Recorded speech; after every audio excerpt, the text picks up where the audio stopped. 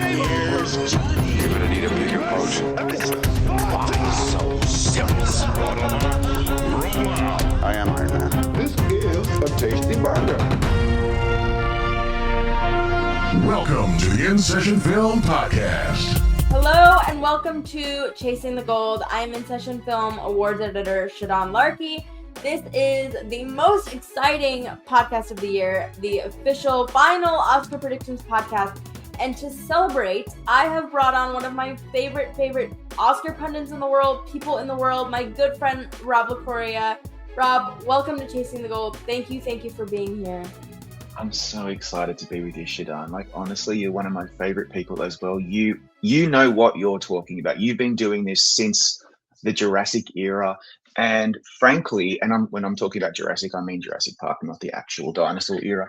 And I'm super excited to be here. We have so much to talk about, but let's remember one thing, Shadan. No one really knows what the hell they're talking about. We're just all doing our best, right? That's it. Exactly. At the end of the day, this is for fun, you know. The world is on fire. There's a lot going on. There's bigger problems in the world. So, Yeah. we care about this stuff. We love this stuff. But you know, let's go into it with a dose of humility. I definitely agree, Rob. Okay, so we are doing every category but the shorts. I have shorts coverage coming soon. My goal is to watch all 45 of them so that I do go in with knowledge. But before we just get started, tell people a little bit about your background, what you're doing now, what brought you here. So, like, I've been doing this for a really long time. So I just turned 48, God help me. And when I was like in my early 20s, maybe even as a teenager, when the internet became a thing, I decided to create a website called Awards Heaven. And that's how I was discovered by the amazing Tom O'Neill, who created Gold Derby, and then hitched my wagon to him. And for a couple of decades have been a part of Gold Derby, and now I've decided to branch out and do just a little thing on the side, bring Awards Heaven back to life, just so I can write more and do stuff that really doesn't suit what Gold Derby does, and so I can do both. And so here I am now. Obviously, I live in Sydney, but have been working in the US for a very long time, and love this stuff so much. And my most favorite thing about this whole thing that we do is interacting with people like you. Just the camaraderie between all of us crazy film nerds is there's nothing like it. It's fantastic. It's really true. I've met the most wonderful people. It just makes me sad because I'm like, I'm so far away from everybody else. But it really is the most and you're even further away. So look who I'm talking about. But yeah. Okay, real quick before we get started with Best Sound, Rob, what are your general thoughts for the season? Any sort of, like, before we get started, overarching questions, concerns? Yeah, look, these are going to be a little niche for this audience, perhaps, because we will do this. We all have our favorite movies and performances that we want to see nominated. For me, I am really excited about One Battle After Another. I feel like it's like an Oppenheimer year where it's just steamrolling everything, and quite rightly, it's just an incredible film. I loved it. It's probably my favorite film of the year as well. But the other film that I really love that is a bit more divisive is Surat, the Spanish language international feature by Oliver Lacks. And I love that movie so much. I love the soundtrack, and it's on 5 Oscar shortlists. So what I'll be looking out for is, will that make the cut on any of those 5 categories? It could get nothing. I hope it doesn't. And so that's another thing I'm looking out for. And also, we all have our, like, that one actor or actress that we love, that we want to see nominated, and we want to see them win perhaps one day.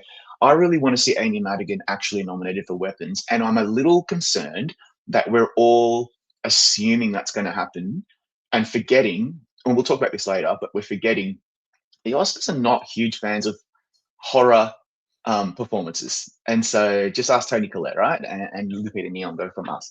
So anyway, we will go down that road, but this is what I'm thinking. This is what goes through my little brain constantly, where I should be thinking about, what am I having for dinner and other more important things, but I'm just worried about that. What about you? I mean, the amount of times that I've woken up at 4 o'clock in the morning and been like, let me adjust my Oscar predictions before I, check the news or eat food or do anything that normal people do. That's right. Forget about breathing. It's Oscars first and breathing. Precisely. For me, it's like, how big are some of these movies going to be? That's kind of I feel like we know what the big movies are. Year after year, we've seen the Oscars become more and more concentrated. They're not really spreading the wealth much anymore. And we know like One Battle and Sinners are going to be the two big heavyweights, but like, what does that mean for something like Frankenstein? What do we do with Avatar? It seems like the third one isn't really catching on. So like, does it have a life outside of visual effects? Sentimental value seems like it's fading a little bit. Is it? What do we do with it was just an accident? A week ago, I had Panahi all over my predictions. I don't anymore. So I think I've said all along, for those of you who've been listening to Chasing the Gold, my big question for the year was, okay, it's a big year for international features, but what does that look like outside of the race? Like, how many actors are getting in? What screenplays are getting in?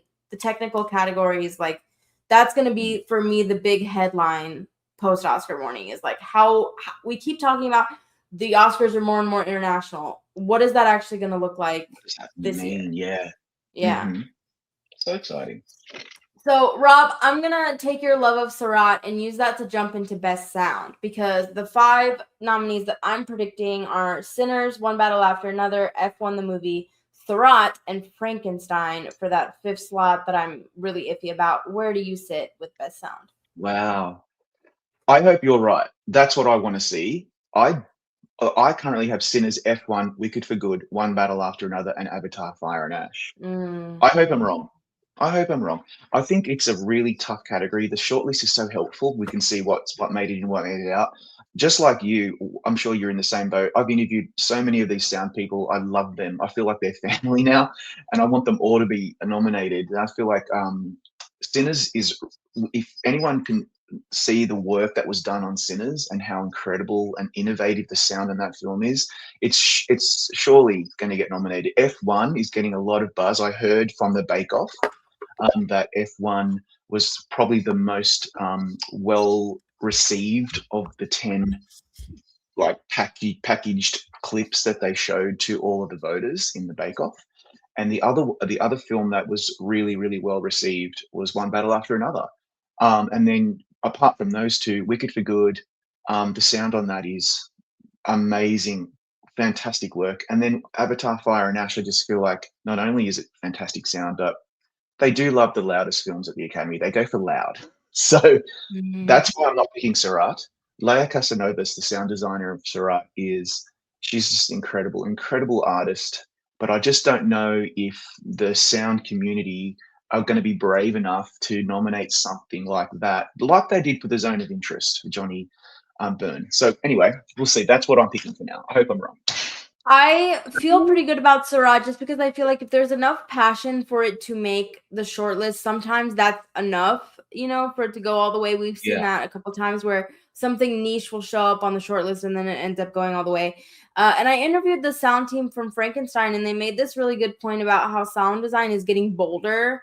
Like we're seeing like The Zone of Interest, Anatomy of a Fall. And so like maybe the boldness, there's something about that the fellow sound designers are really going to appreciate. Like maybe if you're looking at the Academy as a whole, probably not. But when you have your individual branch members voting on your work, I think there's something about that they may hear and respond to.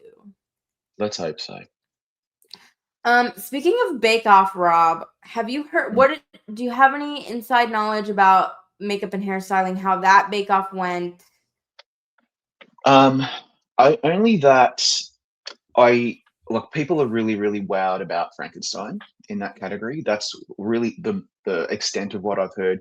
Also, is it Ugly Stepsister? Is that the name of the film? I'm just trying to remember. The Ugly Stepsister. That was the one that people seem to be really curious about. There's always one or two Swedish language films that they find and put in the shortlist for some reason. It's happened a few times over the last few years. Sometimes it's nominated, sometimes it's not. And so that's what I was hearing, but and that's pretty much the extent of it. So I think on makeup and hairstyling, that's going to be. I almost decided to just do that and just pick 5 names because they're all really, really good. They could all get nominated. Yeah, what 5 are you going? And we should mention we're recording this on Friday, January 16th. The goal is to get it posted on Monday, and Oscar nominations come out January 22nd. So as of right now, what 5 are you going with for our nominations come Oscar morning. For Okay, so what I decided to do was just to think about, technically speaking, if I'm a voter, what am I most excited about? So Frankenstein definitely getting nominated. I think Wicked for Good, pretty good shot of getting in, particularly given that there's a lot of new characters from the second half of the musical. Obviously, the Tin Man and Scarecrow. Smashing Machine, I think that's going to make it in. Sinners. Sinners, I've been umming and ahhing about because it's not as overtly prosthetic makeup, but it's certainly really, really impressive. And then I'm just going, look, could be wrong, but I just think One Battle is just going to do so well on Academy morning, nominations announcement morning, that I just think it might make it in. But when you think about makeup and hairstyling, there's nothing in One Battle after another that really springs to mind for me. But I just think it's going to, I'm just putting it in there and I want to see what happens. It's a stupid thing to say as an Oscar prognosticator, but it's the truth. What about you?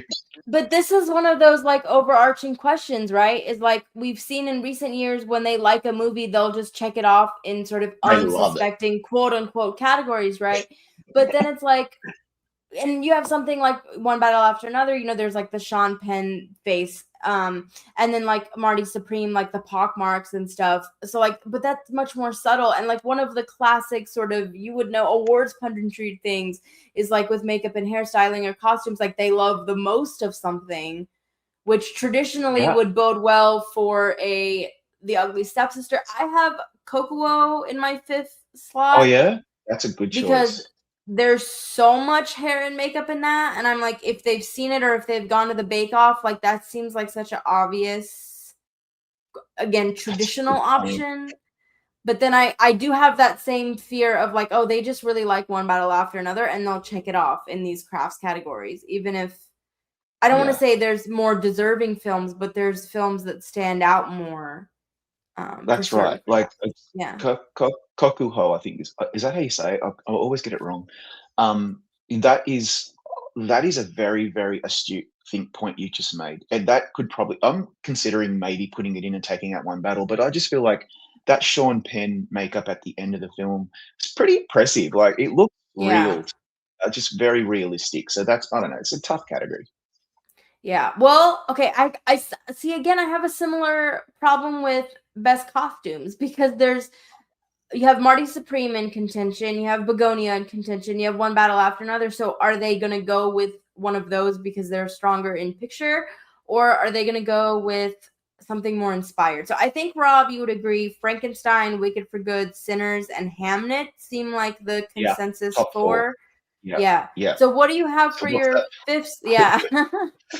Oh my god, this is a killer because I was going to put in One Battle again. The costumes in that are actually quite memorable. They're contemporary, and as you of all people know, in the costume branch, they don't generally like to go much with contemporary. I think you could probably count on one hand the amount of contemporary nominations that have happened over the years.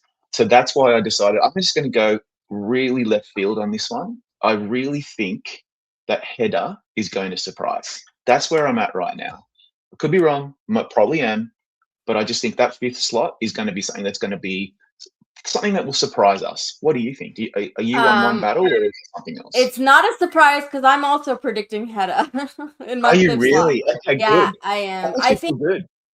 I think there's a late surge for like some love for that film. It is, again, sort of the most costumes. But the thing, I guess, that gives me pause is like we've seen when there's like an empty quote unquote slot, they go to people that they like, and there's no one that they love more than Colleen Atwood. So like her name recognition could be enough to like push One Battle over the edge there. But again, if we're going by this traditional, like what is the most costumey movie, it is Hedda. Like it's just exquisite costume works. There's so many different costumes, there's background characters, all of that, ball sequences. So I think, speaking of like what are the overarching themes, I think it'll be interesting to see like how traditional is the Academy still. Because like if they vote for something like Hedda, that means like they do still like those traditional, but if they go for something more contemporary.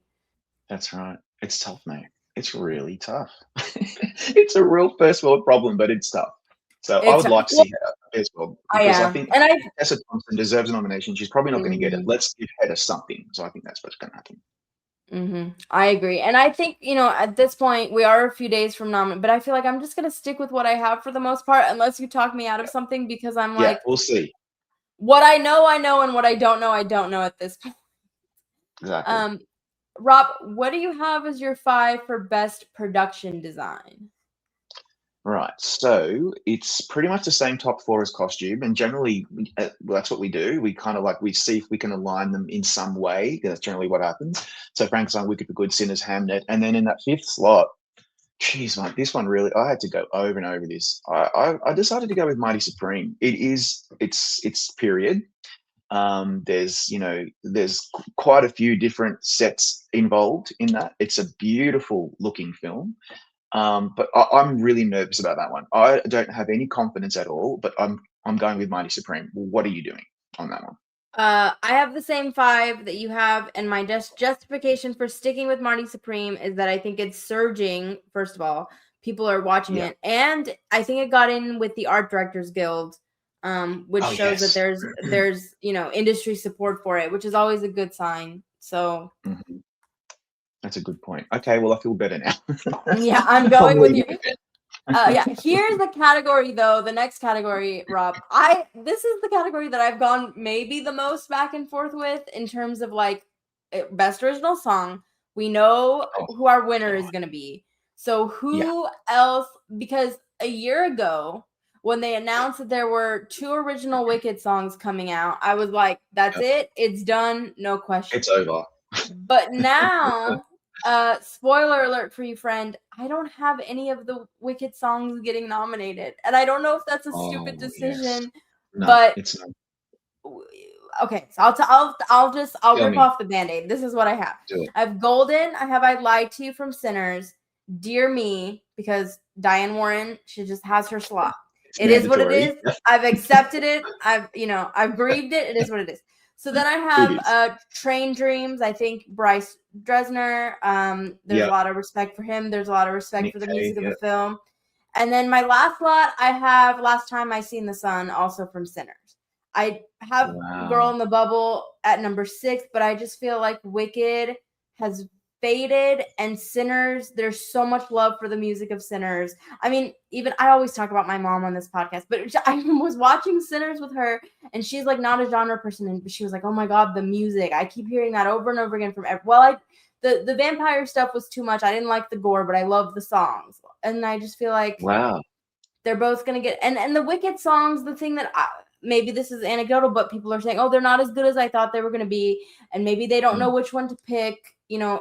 I guess the Girl in the Bubble is traditionally the stronger one, but I don't know. Maybe Mm. they'll split. So I'm going with both Sinner songs, but I my think that's confidence pretty level is astute. low.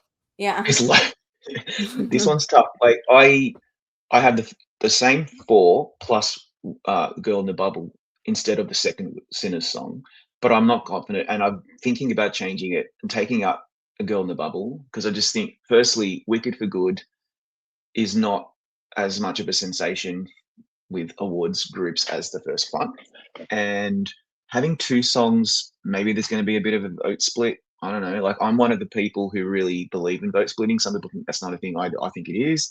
And so, on that basis, if I was to put something else in, I like your choice. I do because, but then again, the vote split is giving me some pause, and I feel like in Sinners that I lied to you. Oh, mate, that whole sequence it is seared into my brain. It's so beautiful visually and sonically, and so I just feel like it's more prominent as opposed to the two Wicked songs, which I think are more interchangeable for me. And so I'm thinking about putting in this very left field choice, salt then sour then sweet. I don't even know what that film is. I should probably know this by now, but I'm just too tired and busy. But I feel like that could surprise. That means there would be two stranger, more left field documentary style songs in the running, which is not likely to happen either. Which is why I eventually have gone around in a circle and like, you know what, I'm going to throw in Girl on the Bubble. It's Mm. Stephen Schwartz. Let's get on with our lives. That's where I'm at right now. But here's the thing, though: salt then sour then sweet. It was on the tip of my tongue to go there next with you because it's Brandy Carlisle and Sarah Bareilles. like Hello. beloved Exactly. by awards Yeah. bodies, have been, Yeah.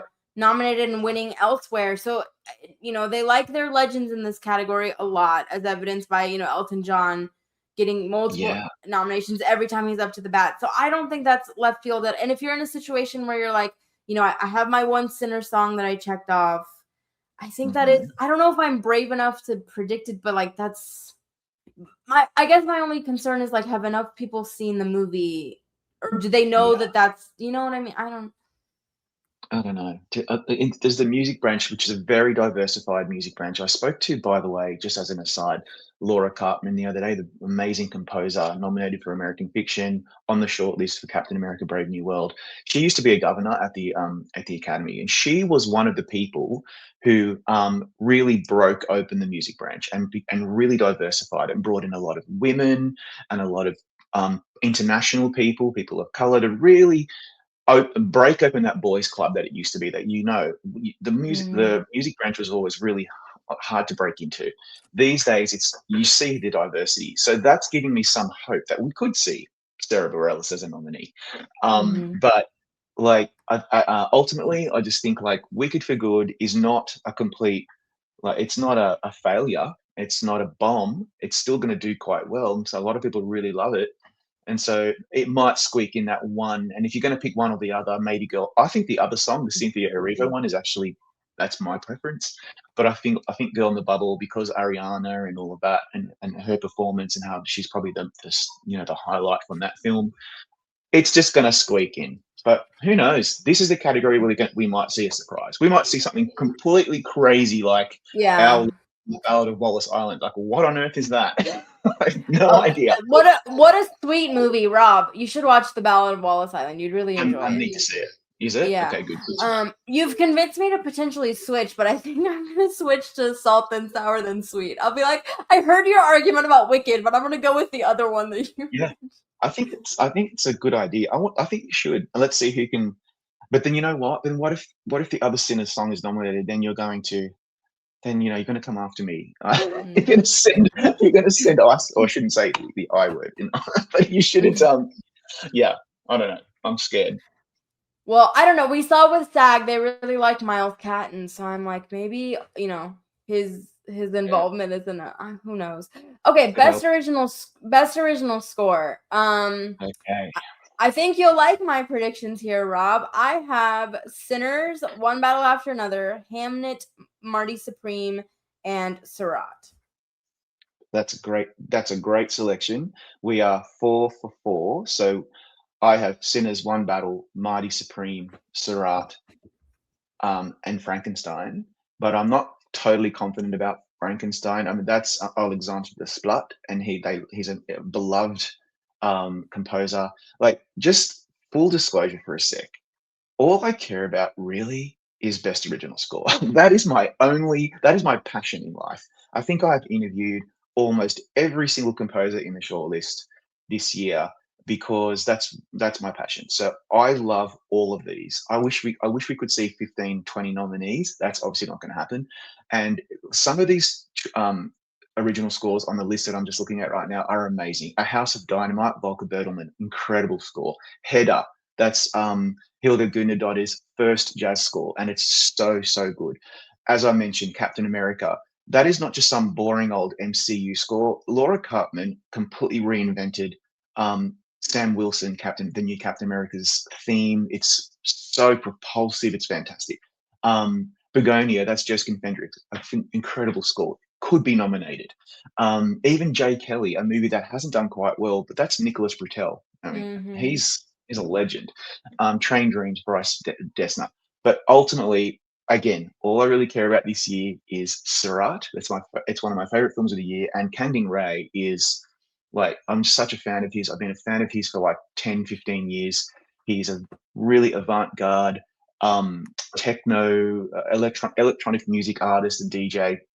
And if we were able to see that nominated in this category, I just think that would be such a story. Like, it really would. Something completely different. And really, when you think about original score or scores generally, the ones that I think should be honored are the ones where the film would not be the film without that music. Mm-hmm. And what more could be the case than something like Syrah? So that's where I'm at. I hope it happens, but I'm not confident. I feel like he's going to miss, and we'll all be very disappointed. But I'm putting it in there because we have to have some hope and belief. But tell me again, Rob. So you have Surratt, Hamnet, Alright. One Battle, and Oh, yeah, Sinners, or not you're Hamnet. oh So I you're see a skipping Max him. Richter snub, yeah, Yeah. and which is, and I'll tell you, the song at the end of Hamnet, which is the one that makes everyone cry when the Noah Duke is walking through the stage or whatever, is not an original piece. I don't think. I think that is an adapted piece that Chloe Zhao wanted to include because it moved her. And I don't know if a lot of the music branch will know that necessarily, but if they do know it, I feel like it could hurt Max Richter's chances, which is a shame. By the way, Max Richter, one of the best composers out there, he did the score for The Leftovers, that really amazing HBO series from a few years ago. He's really overdue for recognition. So if he gets nominated over Kangin Ray, great, no problem. I love him too. But I just think like, yeah, we're going to see some. We always get those categories where we're like, how the hell did blah blah blah miss out? Like I thought that was a lock. I just feel like this could be one of those where Hamnet. I don't really remember much about that score. No disrespect at all to Max Richter, but I just think like it's not as memorable for me as these other five, and that's why I decided to just skip it. To your point, the thing that people remember is the song at the end, which we've all heard before. It's tricky because traditionally, like with this category, I'll just go with the big names, but this is like a stacked year for these A-list composers because Crazy. Desplat, the thing with, and a lot of people are predicting him, and I think he's sort of the smart choice, but he has missed before when he's not somebody that they automatically name check. So that's kind of the reason why I'm like, I feel okay with maybe not nominating That's him. right. But then we also have Hans Zimmer, who has shown up for a couple different nominations. He was nominated at Critics' Choice, Hans Zimmer for F1 the movie. So that could be a player. Good point. And then with F1. Sorry, go ahead. No, go ahead. No. I was just gonna say also with F1, we have Stephen Schwartz and John Powell, who you should also remember. That's a great score. And people may not be completely aware that there's a lot of original music in Wicked for Good. And when I spoke to John Powell about that, it's a really complicated score because there's a lot of like interstitial music between dialogue and song, and stitching that all together, getting the right pitch. Like it's a really, really technically brilliant score. It's not just the songs, and it's not just some crappy underscore underneath the dialogue. There's a lot going on in Wicked for Good, so that could surprise. And the first movie was nominated in original score, so that could help. And also with Mighty Supreme, that's just another little point I wanted to raise for listeners and watchers is that Daniel Lopatin is also an electronic artist. He's a really famous one, actually. And so I don't know, like, could we see two electronic artists / DJs in the mix? That might be a stretch. Would they nominate both Mighty Supreme and Surratt? I don't know. I can't really have them in there because I refuse to think otherwise. But like, let's not get too carried away with the Academy looking outside their wheelhouse. And so that's why Alexandre Desplat just seems like a very safe and very worthy bet. If I didn't love Frankenstein, it just didn't work for me. There's some things about that movie that I really loved, and that was Jacob Elordi, the costumes and the music. Just my own personal subjective opinion. So that's why I feel like if anyone in the Academy has a similar view to what I'm thinking, then I think Alexandre Desplat is a pretty safe bet. Before we move on, Rob, since you are a score nerd, is there a score that was not in consideration, didn't make the shortlist, or just not on people's radar that you loved and you would recommend people check out the movie or the score? That is a really good question. And I'm going to just pull up something on my phone because I do have lists of these things. I'm sure we all do because we're all mental. So, look, honestly, I feel like the list, like, there's one score that didn't make it. Rental Family. That's Alex Summers and John C. Incredible score. Another electronic artist.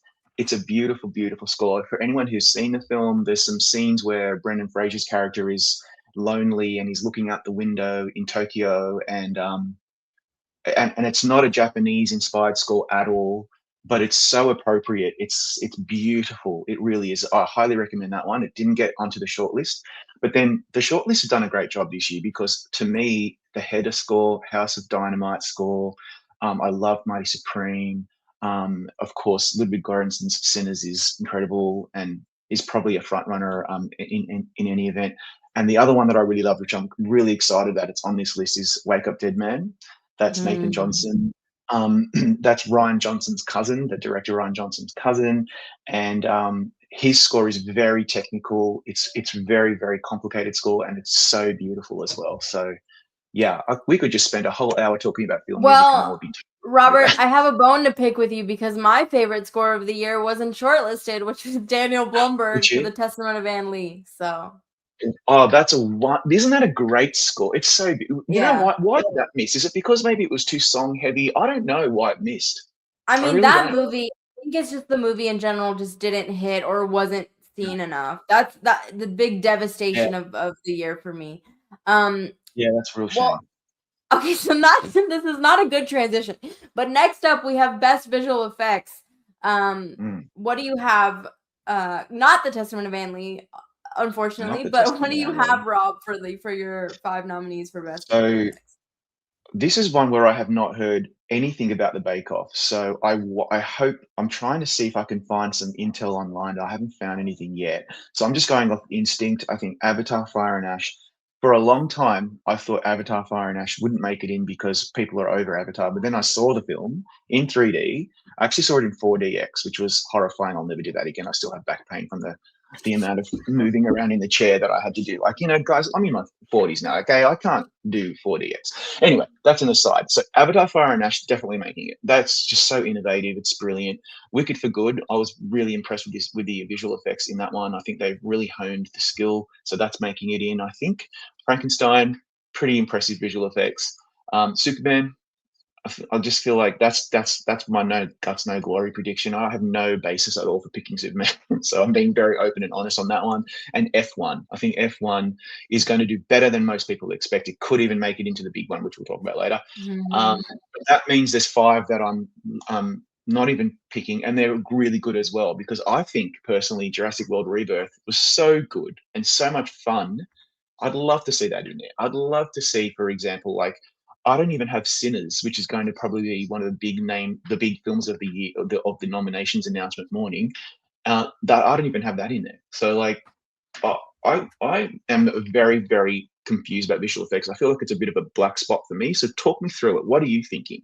Well, I have 4 of the 5 that you have. I have Avatar, F1. I do have Sinners, because of the strength of the movie. I think, and again, that goes back to my argument of like, if these movies are big enough, are they just going to check it off? And I feel like if they like the way it looked and what the visual effects work, to me seemed, I mean, I'm not visual effects, I don't know as much about than other categories, but it seemed seamless. And then I have Superman because I feel like every year they do have some sort of populist blockbuster that gets in, whether it's a Marvel film or something. There's usually like a slot open for one of those films. So Superman makes sense here. And then I have Frankenstein getting in because the visual effects supervisor is a big wig, and they really love the crafts of Guillermo del Toro's films. But I mean, I really could just be underestimating Wicked for Good, but it just seems like if we're looking at between Frankenstein and Wicked, and like Frankenstein just seems stronger to me. The film that I've seen a couple of awards pundits predict, maybe because of the Bake Off, I'm not sure, but a lot of people are throwing in The Lost Bus as a possibility. Yeah, that's very astute. I think didn't it get a VES nomination? I think The Lost Bus. It did, yeah. Yeah, it's being underrated. And I feel like I'm very close to taking out Superman or Wicked for Good and putting in The Lost Bus. I just don't, it came and went. Like, that's one of the few films that I still have not seen. I think I've seen everything else almost, but not The Lost Bus. I just never got around to it. And I will watch it if it's nominated. But I just don't know, like, does anyone care about The Lost Bus? Or does that even matter? Because they go to the Bake Off and they just vote on what they think is the best. And if The Lost Bus really impressed them at the Bake Off, then it's going to get it. Yeah. Well, I mean, you should watch it, Rob, because it's the ultimate dad movie. So, but But I mean, Yeah. I saw The Last of Us at TIFF, but even that, I felt like even at TIFF it came and went. Like no one was talking about it, even as they were leaving the theater, like in the lobby. I don't know. But I mean, yeah, maybe those like it did have a good bake off. I'm not really sure. Again, it's like, do I just make the leap and predict it, or is it just like sometimes there's these whispers and people go and it turns into nothing? I don't know. Yeah. I don't know, Because the man. thing with Like Trump Superman is Aries. like it was such a big, it was like an event, or like Frank. It was, even wasn't it? It an event. was. But like even Tron Ares, like you want to talk about a film that came and went, like Came and went. Tron Aries and the yeah. Electric State. I don't even know how that. Well, no disrespect to them, but there's some other films that didn't make it in. Like, I've got to be honest with you, Shadan. Like, I'm still very upset that Predator Badlands is nowhere to be seen in any of I these shortlists. And I know. know it's a Predator movie, and people are like, oh, the Predator is dumb. It's not. It's a really, really, really, really, really good film. It was my number 3 film of the year, and I just was like, at least put it on the shortlist. And I think it would have done so well if it was on the shortlist. And it's not. So the hair and makeup work was incredible. I thought it was gonna get nominated for that. I was shocked that they left it off the shortlist completely. And weapons as well, by the way, got left off the makeup shortlist. What the hell? Well, yeah, we'll talk about the weapons makeup snub because that is still giving me a headache and a lot to think about in terms of my predictions in other categories. Best cinematography, Rob. It seems locked in ish, or is it? What do you have for cinematography? Yeah.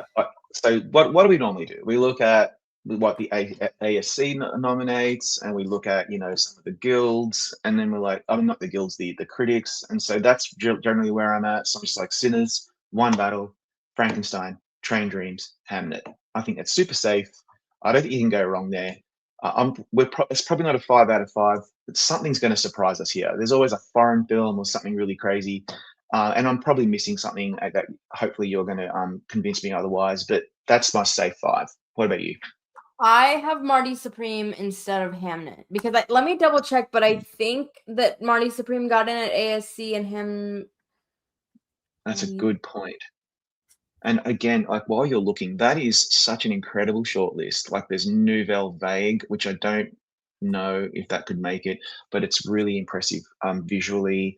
And it's black and white. They love their black and white films. They love their black and white. Sentimental Value is really, really subtle, nuanced cinematography that could surprise.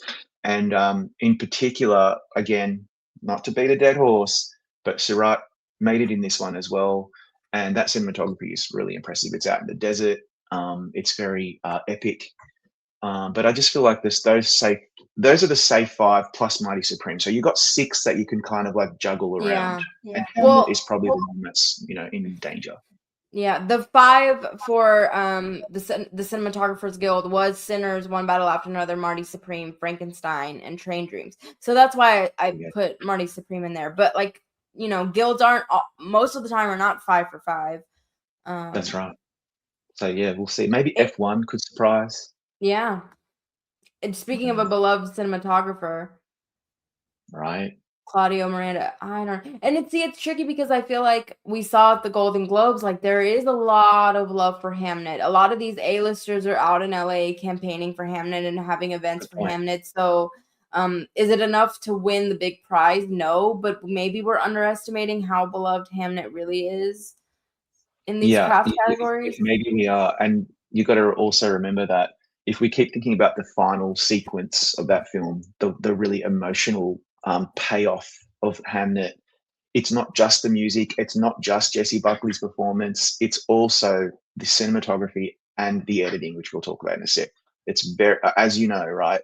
Editing and cinematography and music, I think those 3 things, and probably sound, do so much emotionally that we don't even realize, that we don't even recognize until we maybe watch it again, and then we start looking at it technically. And the cinematography in Hamnet is actually very, very, very, very technically strong. So I think cinematographers will respond to it. Didn't get the ASC, you're right, but maybe there'll be a bit of those voting bodies are not exactly the same, so maybe there might be it won't be a 5 for 5. Who knows? And Chloe Zhao films are sort of known for their cinematography and have won for cinematography before. So yeah, You're giving Yeah. me a lot to think about, Rob. Who knows? I don't know.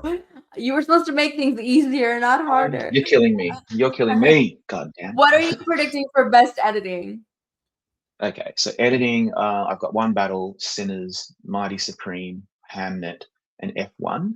Um, I'm feeling really confident about the F1 choice. The editing in that is just mind-boggling. I just can't believe how good that editing is. And I didn't really even like F1. It was okay.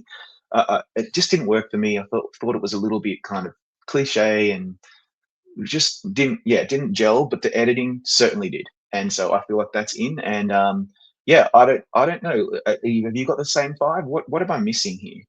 I do have the same 5 as you, and I agree about F1. I mean, Stephen Marion, absolute legend in editing, Yeah. Oscar winner, multiple nominee. So yeah, I have One Battle, Marty, Sinners, F1, and Hamnet. I mean, I think Frankenstein is my number 6. That's really the only one that I think could surprise here. Mhm. Maybe House of Dynamite could surprise Yeah. because the editing was sort of the thing that people were talking about with that movie over and over again. But I feel like that 5 seems safe. I don't know if I'm just saying that because that's the 5 that I have too. But But you're right. Like I think the House of Dynamite was overlooked unfairly. I know a lot of people didn't like the ending. The ending worked for me. I thought that film was fantastic. It's in my top 10. I think it's going to go empty-handed. It did make it onto the original score shortlist, which is awesome. But that's 20 films, so like it doesn't necessarily mean there's a lot of support for the film generally. But if there's anything, as you say, if there's anything that's going to get recognition from a House of Dynamite at this point in time, given the film hasn't really resonated, it's probably the editing that could certainly surprise. But I just think like um, if you're going to see a film in this category that is not one of the big Oscar players, it's probably F1. And so I think that's probably going to be enough. They won't be able to go further than that because they'll be too verklempt if they don't pick One Battle, Sinners, Mighty Supreme, and Hamnet. So that's how it's going to be. the thing with the House of Dynamite is it's not a film that was meant to be watched on Netflix on your couch. If you're in a theater and you're locked in, then you have to stick with that structure and you're like you're in it. But when you're watching it at your house and you're looking at your phone and you're pausing it, then that structure is really disorienting, and that's why that ending didn't play well Didn't. Yeah, at that your is house. such a good point. Don't you find as well when you're dealing with studios and networks and platforms and so forth, when they want you to see their films before you do interviews or you write, they always want you to go to the cinema. Like, and sometimes we're like, you know what, I'm really tired. I don't have time. I just want to watch it on my TV. Like, no, no, no. You have to. Here's a ticket. Go and watch it at the cinema first, and then you can interview the star or whatever. And I'm like, oh, okay. But I'm always glad I do because you put your phone away. You're in the dark. You got Dolby surround. You got other people, but sometimes other people annoy you. But at least it's a communal experience, and you just lock in and you just let it wash over you. And Mhm. that's how you're supposed to experience film, not on your phone, on your couch with your dog barking and the doorbell ringing and going to the Yeah. bathroom. That's not how you're supposed to watch film, but we all do. But yeah, I totally hear And you. That's speaking so of like important. what went wrong with the Testament of Anne Lee, that's what it is like when I saw it at TIFF on 70 millimeter, completely locked in. But Ah, that's not a beautiful. film that plays well when you're like at home because you're like, what's going on? The music, That's right. it just Yeah, doesn't. and that's why I think it's Searchlight that is distributing Anne Lee, and they made me drive like across town on a day where I was really busy, but I did it, and I was like, okay, fine, I'll see you in the cinema, and I'm so glad I did. What an experience! It's such a beautiful experience. It's such a crazy film. If I had seen that at home, I would not have liked it. I just because I wouldn't have been locked in. If you guys don't learn anything about our Oscar predictions, that's fine. Your main takeaway should be please go to the movie. Go to the movies, Yeah. please. Like these two don't know what they're talking about with the Oscars, but yes, please go to No. the movies. All right, Rob. Next up we have a newcomer to the Oscars. The first year they're doing best casting. So perhaps this is the hardest category to predict because we don't have anything to go off of. So what 5 films are you predicting to be the inaugural best casting nominees at the Oscars? What a killer. Like, thank God we have a short list because I don't know what the hell I'm talking about on this. So just take this with a grain of salt.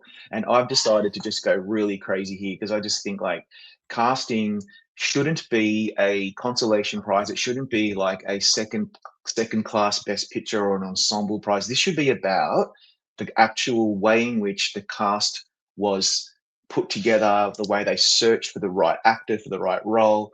And so I picked Weapons. I picked Surat. And Surat is cast by Oliver Lux and the casting director. They went to real raves in Europe and found these people. They're not actors, and they are all so perfect in this movie, in my opinion. So I just think, like, I hope that casting branch really has an open heart and open mind here, and just picks something different, and just doesn't go with the same old, same old. So then, other than those two surprise ones that I probably doubt are going to get it, but I'm just going all in. I've got Sinners, Hamnet, and One Battle. What about you? See, and you bring up an excellent point of like, what is the philosophy that they're going with? Yeah. Are What they is it? going with stars? Are they going with recognizing their iconic casting directors like a Nina Gold for Hamnet? With BAFTA, which has a casting category, it's had a traditional solid tie with the films that are nominated in their Best Picture category. So that's sort of the mentality that I used, but I have no idea if that's obviously what's going to happen. So I did go the much more traditional route. I went Sinners because that won at Critics' Choice and did very well at SAG. I did One Battle, Hamnet, Marty Supreme, and then I did Frankenstein because it again did well at SAG, and it's such a sprawling ensemble. That's another thing we should mention is like, is that something that takes into consideration, Yeah. like the amount of Cast size. characters? But to your Yeah. point, like I think there's a lot of more inspiring options they could take. I mean, they could recognize Wicked for Good because you're sort of recasting these iconic characters. Like that in and of itself is a craft. I think Yep. The Secret Agent is phenomenal casting because it's like there's so many people in that cast, a lot of non-actors. Yep. Weapons, And I mean, in addition to Amy Madigan, like what an incredible cast. They had to recast post-COVID. yeah, and all those kids. Yeah. I keep thinking about Abbott Elementary. It's complete craziness now that I'm going down this road. But and at the Emmys, Abbott Elementary always did quite well in the beginning, in the first couple of seasons, because of all the kids that they have to cast, and how difficult it would have been to find the right cast mix. We've got the same issue here with Weapons. And so that's another reason why I thought, okay, well, that could certainly be something that we need to look out for. And then the other one that we haven't mentioned yet is Sentimental Value, because, which I think is this is so inspired, this choice, because Elle Fanning is playing a character who is miscast. And she's so perfectly cast for being miscast as that character. Like, it's insane. It's so meta. I love that. I think that is so interesting. I hope that it gets nominated. I don't have it predicted, but I hope it's there. Yeah. And I do see a lot of pundits the reason why I don't have Sentimental, it's just because I feel like it's a small cast. So I'm like, I don't know if it's that's small. going to work against it. I think that'll be really telling if we see some of these smaller casts, because with the exception of Sentimental Value, I guess Hamnet is also a relatively smaller cast, but like most of I mean, they're like, again, these like sprawling multi character. Okay, so I don't know if we really reached a consensus, but I don't think we are. Sinners, One Battle, and Hamnet, and then Definitely. we'll have And then we'll two see. semi surprises. Okay, Pretty Rob. much. Next up we have Best Documentary, and I have to be honest with you, this is the category that I have no idea. I really don't, because I've tried to look at I've tried to watch as many of these as I can. I've looked at every list that I can find. I feel like everyone is all over the place, so I don't feel bad about not knowing what to do here. Yeah. But I mean, I could make an argument for most of the short lists making it into 5. And we should mention the documentary branch is the most like wild branch. If you're looking for snubs, Oscar morning, it's usually coming from the documentary branch. They have this, they don't usually, whatever film we think might be the winner just doesn't even get nominated at all. Like Jane, didn't get nominated. So Shocking. help me out here, because I really am at a loss. So look, I think the biggest surprise of the day will be if The Perfect Neighbor is not nominated, because we were all expecting it to be nominated. It's won a lot of awards in the lead up, but don't be surprised, as you just said, the documentary branch is insane. in a good way. Okay, I'm not being rude, but they are crazy and they do their own thing and they don't care about what is expected of them. That being said, I still have The Perfect Neighbor in number one because you'd be crazy not to put it at number one for now in terms of my ranking. And then I pretty much was going with 2,000 meters to Andreevka. I think it's got a pretty good name. A lot of people it's about what has been seen, what has been noticed. Mr. Nobody against Putin. I think it's a very prescient, very relevant film, and they do like to be relevant. So that's the top three, and then the other two, I decided to draw a little target bullseye thingy, and then I just drew darts because I have no idea. I don't know. I've seen some of them; and they're great, but I don't know. So I decided to go with My Undesirable Friends. I like the look of that one. I think that's really interesting. And this other one, I'm going complete no guts, no glory. Cutting Through Rocks. But please give me something. I don't know what to do. Okay, so I also have The Perfect Neighbor, and you said you had 2,000 meters and Mr. Nobody. Yeah. So I have those three. And I do agree. I think The Perfect Neighbor could get. The question that I have with the documentary branch is like, is The Perfect Neighbor too American? You know what I mean? Because again, we keep talking about international, and these international docs have been doing really well in recent years. We've seen multiple films get nominated for doc and international feature in recent years. So I feel like that's working against The Perfect Neighbor. But the flip side of that is that Netflix docs do really well, and The Perfect Neighbor has been very accessible. And Netflix, they've just done a good job with their docs. So I think I completely agree with you. We have to go with The Perfect Neighbor because it's too strong to not put in. I'm going with Apocalypse in the Tropics because it's about the Brazilian dictatorship. The Brazilian contingent at the Academy is very strong. It's also a Netflix doc. It feels very timely. What it has working against it is that it's kind of a lot of archival footage, and we know the Academy doesn't like archival footage. They like when people are sort of on the ground shooting things. But I just think with The Secret Agent also doing really well this year, it just makes sense that Apocalypse would come along. And then I have Come and See Me in the Good Light because I think if it is a contender for original song, but I mean I really don't know because I just want to go over like the other contenders that could come up. You mentioned My Undesirable Friends, which a lot of people are predicting. I think that one. I mean, isn't it like 5 hours? It's 5 hours long, right? I haven't seen. It's a long one. That's problematic. It's long. I don't. And then a lot of people are predicting Cover Up, but I don't. I just feel like I don't see it. Again, that's another one that's like there is a lot of archival footage. The subject, as much as I'm like a big journalism nerd and I love this, he's like one of the godfathers of journalism, like didn't come across very charming or likable, or like I was annoyed with him, and I don't know, I just don't. Yeah. I thought it was just me. The only other one Shadan is maybe Alabama Solution. Like, what have you seen? I haven't seen that one yet, so I don't know. And the Alabama Solution I did like very much. It's about a prison in Alabama and what a lot of these prisoners are sort of the abuse they're going through. But again, my question was that one was like, is it too American? Because it's about a prison in Alabama and like there's these documentaries that are much bigger and quote unquote. So I don't know. This is a tough one. This is gonna make or break a lot of people's prediction scores. So we'll see. Yeah, I don't know. It's gonna break mine, I think, because I don't know. Well, okay. Here's a category that I feel maybe a little bit better about. It's such a downer to be like, well, I'm really not sure, but I'm really no, we know nothing. Yeah. Is with documentary though, like I thought that the more time that would go by or the more research that I would do, I would feel better, but I'm just like even more confused. Especially because I feel like again, everyone is confused, so I don't know what to pick. And that could like mean we're going to get some really good surprises. Right. Which is cool. I love that. Yeah. Bring it on. And I always say I like unpredictable. I would rather be wrong and have a fun list of nominees than be right and just be like, oh, there's multiple films that got 10 nominations each and they didn't go outside of the box anyway. That's right.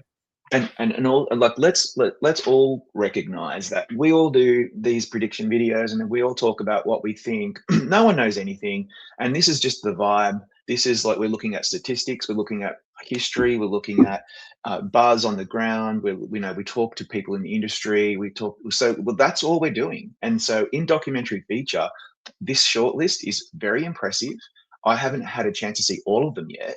And so, but that doesn't matter because you don't have to see them to think about what might get nominated. But in this particular instance, I just think it's so up in the air, except for The Perfect Neighbor, which I feel like is the most accessible and most popular. That okay. So we're saying is don't necessarily follow what we suggest, but we're giving you the vibe of where we think it's at, and we'll see what happens. And I will say, as a closing note to that, I think My Undesirable Friends, it is long and that it's but there's a lot of passion behind that documentary. Like people want to tell you about it and they want to be like, have you seen that one? So that could bode really well for it. So that's probably going to be my 5th slot. So once again, Rob, you've convinced me to make a switch for better or worse. I'm feeling better now. Yeah. All right. Best international film. We have 5 potential contenders, all being represented by Neon. They went to Cannes and just bought up all the possible contenders. Do you have all 5 contenders, or are you predicting a surprise, Rob Licuria? What are your... That is the best way to frame this, because that's the story. The story will be Neon got 5 out of 5. I don't think they will. I think they're going to get 4 out of 5. And so the question is, what's the Neon that's going to miss? Because I think we pretty much all agree, I think, Sentimental Value, Secret Agent, and It Was Just an Accident, although I'm feeling a little bit iffy about It Was Just an Accident these days, but let's put that aside. And then Surat, I think, I hope, I pray. I'm an atheist, but I'll pray just for that. And then No Other Choice is the one I think is going to miss, which is insane. That's insane. But the reason why is because there's another film that I feel like is even hotter, and that is The Voice of Hind Rajab, by the incredible Kauthar Ben Hania, Tunisian god-like filmmaker. She's incredible. Her last 2 films are Oscar nominated. This one is her best work ever. If you haven't seen it yet, people, please make an effort to go and see it, because it's devastating. I just got goosebumps just thinking about that film. And I just know that anyone in the branch voting on this category, when they see that film and they see how difficult it would have been to make that film, that's getting nominated. I will almost put money on The Voice of Hind Rajab making it in. Now I need to know whether you agree, because now I'm a little bit scared. No, I have the same 5 as you.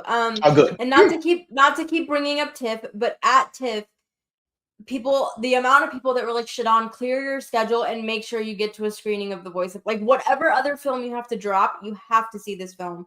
And ever since then, ever since September, I've just been hearing that over and over again. That's the film that everyone wants to talk about. So I guess 2 takeaways I want everyone to have is go see things in theaters and go see The Voice of Hind Rajab.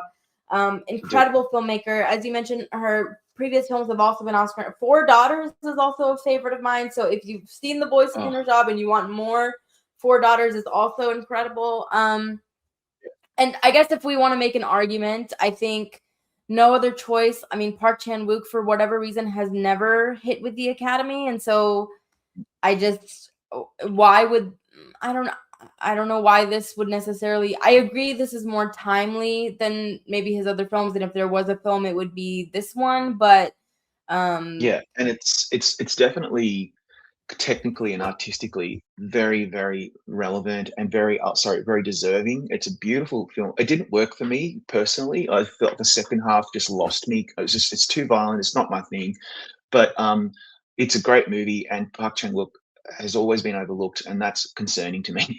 But then if we want to look outside the box, and when I say the box, I mean the neon box that most of us receive, I would say that Sound of Falling from Germany is doing quite well. I've heard really, really good things about. I've seen it, loved it, but I've heard that a lot of voters liked that movie. And also, you've mentioned Kokuho, the Japanese film. It's in this shortlist as well as the makeup and hairstyling shortlist. That's good. That's good news for it. And then, of course, there's Palestine 36. So if they want to get super political, I mean, they can do The Voice of Hind Rajab. And by the way, wherever you sit on the political spectrum, whether you are somebody who is, very much a supporter of Israel, or if you are someone who is horrified by what was happening in Gaza, it doesn't really matter. But just in terms of, because the voice of Hin Rajab doesn't lecture us. It doesn't really make a judgment. It just presents what happened in a very beautiful and artistic way. And if anyone who has even the slightest amount of empathy is not going to think about politics, so I just don't think the political angle or perspective is necessarily going to play here. I just think this is going to be about art. Maybe I'm naive. I don't know. What do you think? Like, do you think the politics really come into play here at all?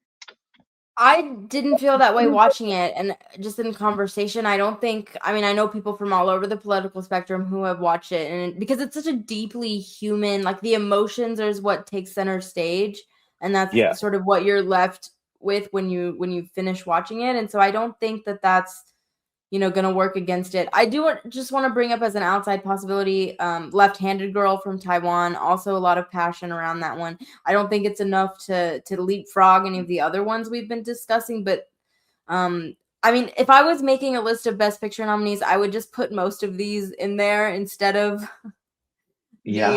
the actual Right. 10. I loved a poet from Colombia that didn't even get shortlisted at all.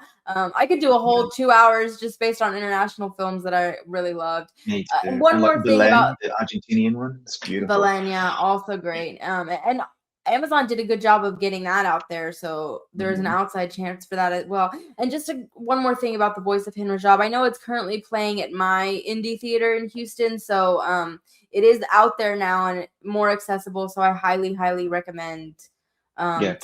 Please seek it out. It's worth your time. It's just an incredible film, and I think it deserves a Best Picture nomination. I would love to see that. It's not probably going to happen. It could, but I don't think it will. Absolutely.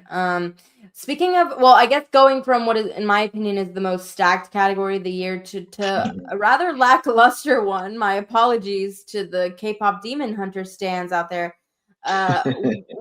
Outside of the K-pop queens, who else are you predicting, Rob, for Best Animated? This one is. Why is this? I'm just so bored by this category. Like, is it just me? I'm just really bored by it. I don't know. Elio, Zootopia 2, Arco, and Little Amelie, or the character of Rain, is what I'm going with. The question for me is, will the other demon film make it? The Japanese one, will that make it in? It could. There'll be 2 demon hunting films in the mix, which is something. I don't know. I just feel like K-pop Demon Hunters, they might as well just engrave the trophy now, because that is probably the film of the year overall, commercially and culturally, in terms of its impact. Like, I think was streamed 500 million times or something like that, something ridiculous. And it's really good too. Like, whether it's your thing or not, like, it's not really my bag, but I really enjoyed it. Like, I was tapping my feet and I was humming the song, and it's beautiful to look at. Just give the damn award to K-pop Demon Hunters. But they're my other 4. Are you in the same boat, or are you going? Yeah, I have the same 5 as you. I think Demon Slayer is anime, or a style of animation that the Academy has yet to embrace. So I think it might be, and I think it's coming out a little bit later. There hasn't been enough. Like, I think if voting was happening, I don't know, 2 weeks from now, we might be having a different conversation. But it's hitting too late.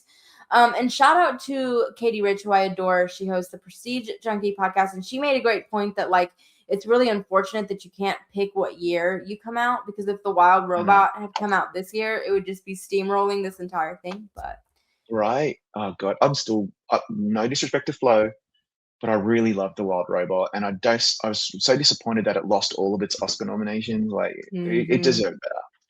Yeah. Watch The Wild Robot and The Voice of Hin Rajab. That's what we'll do by the end of it. We'll just have a whole list of things you should watch. These are things to watch. Okay. Yeah, maybe you'll like our Oscar predictions, maybe not, but at least you'll come away with some good movie recommendations, if nothing else. That's all that matters. Exactly. All right, now we come to our top, I guess, the cream of the crop categories. I don't like framing it that way, but the big wigs of the evening. Best adapted screenplay. I feel pretty good about this, Rob. Tell me if I'm crazy. I have One Battle After Another, Hamnet, Train Dreams, Begonia, and Frankenstein. I had no other choice hanging out in there for the longest time, and I took it out. I think you are spot on. But I don't have. I think I've got. I can't remember now what I'm missing that you have. Oh, I don't have Frankenstein, and I know I'm wrong. I know. Don't follow me at all. I have Wake Up Dead Man because I can't help myself, and I just sometimes have to do stupid stuff. Sorry, because I just can't help myself, right? And I love that movie, and I wanted to get something because I thought the script was so good that I'm predicting it. But I do think Frankenstein, the Academy, when the Academy loves a film in various branches, they all just go for it, whether or not it's the best screenplay. It doesn't really matter. And so I think you are spot on. That being said, I really am so excited that I thought Begonia was going to be a stretch because it is a divisive film. A lot of people did not like the way that film ended as well, similar to the other film that we're talking about, the ending. But I love that screenplay so much, Begonia. I would love to see it win. So I'm hoping it does get nominated. I hope they recognize how beautiful it is as an adaptation of the Korean original. This category for some reason is a bit more light on in terms of the pool of films eligible as opposed to the original side. Does that normally happen, or is it the other way around? Like, I don't know. No, I feel like original always feels more stacked to me because then you have more exciting sort of Yeah. genre-y contenders. Um, Mhm. I mean, I agree with you. Frankenstein didn't work for me as well for me as it did for other people, and the screenplay is maybe the weakest aspect of The that film. reason, yeah, And I would happily predict Wake Up Dead Man because the first two were also nominated, but Netflix just really did not campaign this film at all. I don't believe it got in at the USC Scripter. So it just hasn't been doing well in the season. yeah. And like I said, I had no other choice in there for so long, but I just don't feel I would love to see some Park Chan-wook recognition, and he's certainly been out there, but Mm, I just felt better about making the safer choice. There's other categories that I'm, taking a risk, but I was like, with that's right. adapted screenplay, let me just be safe. But Yeah, I also just want to say I love Begonia as well. So I love that I'm movie. I'm with you. Rob, I think we're going to disagree about original screenplay though. I'm What do you excited. have as your 5? Oof. So this is crazy. This category, there's so many. Like this should be 10 nominees. It's so good. Sinners, Mighty Supreme, Sentimental Value, Secret Agent. So already 2 foreign films. That's a big one for me to go that far. And then in that last slot, I'm going no guts, no gore. I am going all in for Weapons. And I know that I'm probably wrong because of that little makeup miss has given me pause. Completely irrelevant, really, but it just indicates support somewhere in the industry was lacking for Weapons. But I still feel like that script is so good. God, I love that. I think I've seen that movie 4 times. Like, I'm not going to waste my time on a film that unless it's worthy. And that film is so good. It has to be nominated. I just insist on it. Please make this happen. Now tell me that I'm wrong. Well, we're gonna go to supporting actress next, but I guess I'll combine the two, which is that like if the argument that Amy Madigan is like a real threat to win, then Weapons Mm, need support something else. So either right? it's gonna get into best casting because when it missed makeup to go, I was floored. I just thought if she is as strong as a contender and Aunt Gladys is so iconic, her look is so iconic, the fact that makeup Right? was not recognized. So like Weapons being here on paper makes sense. I just feel like there's stronger contenders. So Well, tell me what am I missing? okay, I had Sorry Baby in my 5th slot for the longest Good time. And choice. post Hmm. Globes with the Julia Roberts shout out, I Right? feel like maybe I should just keep that as my 5th and get on with it. But The Yeah, Secret Agent is surging. Also had really an is. incredible day at the Globes. And that would be a great way to honor the director, because the directors don't get nominated for. Well, I guess if it gets into picture, he may be a nominee there, but this would be a way to Right. single him out for That's a good his point. work. So, and then again, if we're doing this traditionally, like if it is going to be a picture contender, it could get into screenplay. The flip side of that is that we have seen lone original screenplay nominees time and time again when there is that Sundance indie that voters are passionate about. Sorry Baby fits that to a T. Right. So I don't buy the weapons argument simply because I think the support outside of Amy Madigan just hasn't been there. But yeah, do I pick my indie darling, or do I go with, because if Secret Agent makes it in, that would mean that 3 of our contenders are international features, and that would be that's pretty a lot. outlandish for 3 of the 5. Yeah, and also, like, when does an innovative horror film ever make it in screenplay? It doesn't happen. It doesn't really happen that often. It didn't happen for Us. It didn't happen for Hereditary.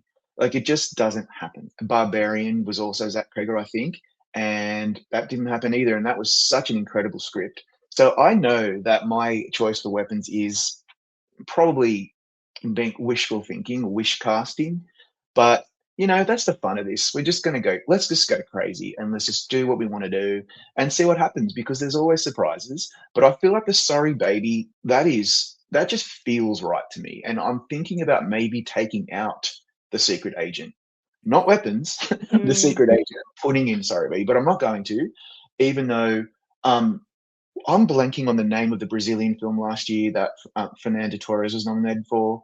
That wasn't nominated in screenplay, and it could have been. Was it nominated in screenplay? Because it was nominated for Best Picture and Best Actress and Best International Feature. We So I can, can't remember. We should yeah. probably check that.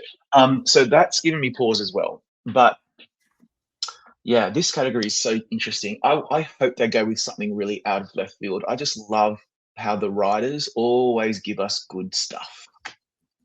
I think I'm going to stick with Sorry Baby because I just feel like it's been around since Sundance, and there is clearly some passion for it. And like the Oscars love their lone screenplay nominees. Usually we get one, either an adapted or original. And I do want to say, like, speaking of your horror genre bias, like usually when we have a horror film that does well, it's because they do well across the board. Like it's really everywhere. hard for you, like when Like it hits everywhere, or it doesn't hit at all. I feel like that's usually Correct. And so I feel like Weapons is not going to hit everywhere, so that's problematic. which takes us to supporting actress, though. I'm Yeah. assuming you still have Amy Madigan in your 5. I do, and I think I think everyone does generally. But there's just I've got this niggling doubt that I have felt this passionate about other performances in the past, particularly women in horror films, and it's always come up short. And Amy Madigan is different in some respects because of her narrative. So she is a previous nominee from a very long time ago. She's been a very steadily working actor for a very long time. She's done some incredible work. Married to Ed Harris. Like she's a known quantity, and I feel like the acting branch will respond to that. What I have an issue with is, will people who haven't seen Weapons, particularly all the steak eaters, shout out to Ann Thompson who came up with that reference years ago, back in the Brokeback Mountain days, will the steak eaters just not even want to see that film, which is why it's not hitting elsewhere? And also, will they think it's very one note? Because when she's in that red outfit and she's doing her thing, maybe they think that's too cartoonish. What if anyone thinks that, what they probably are overlooking is all the work she does when she's not in all of that makeup and she's just playing the evil old lady in the house who tells the boy that I could make your parents eat each other, or whatever that monologue was, sent chills down my spine. And when I saw that, I thought she deserves an Oscar for this. It's never going to happen. No one. And then now she's definitely in the running. So anyway, that's a long way of saying I'm worried for her because I think we're all too confident. But if we just put all that crap aside and just not be so anxious, she's in. Tiana Taylor's definitely in. She's definitely getting nominated. And she, to me, is the best thing about One Battle, which is the best film of the year. So yay for Tiana Taylor. I could just watch her all day. She is so compelling as a performer.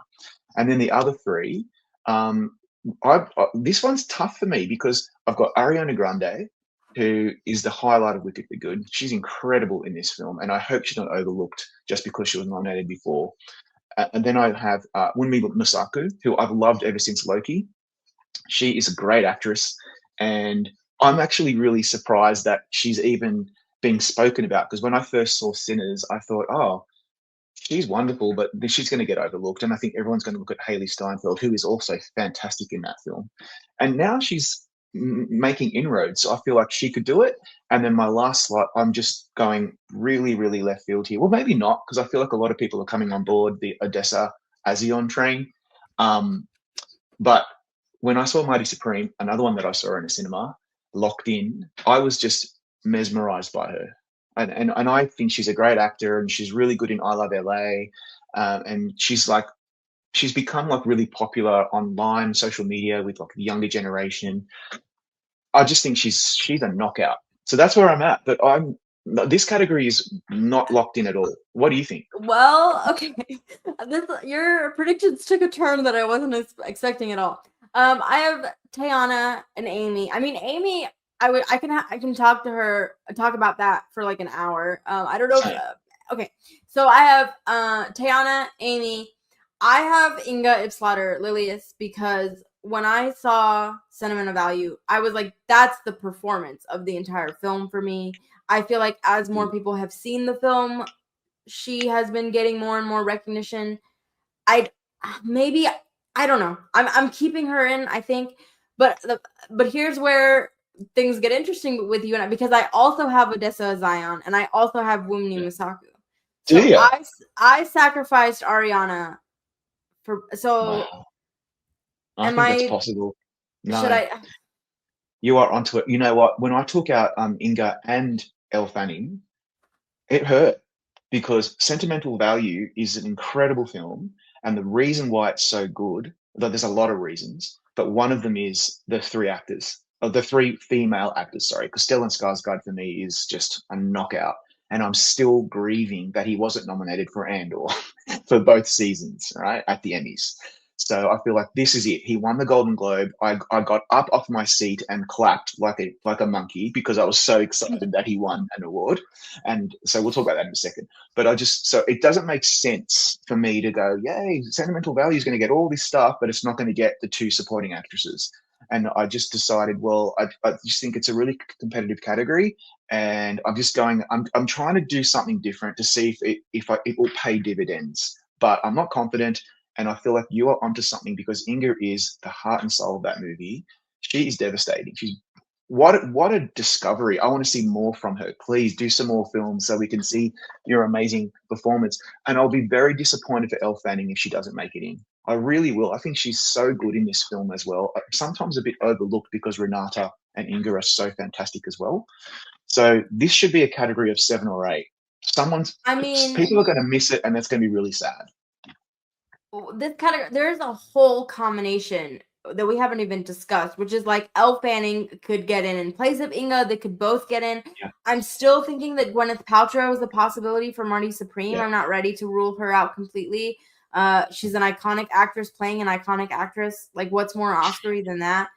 And with SAG, like, I'm not worried about Inga or Elle missing there. And I just feel like, again, that international voting body that they keep talking about over and over again, what are they going to love more than a ingenue new discovery that they can anoint?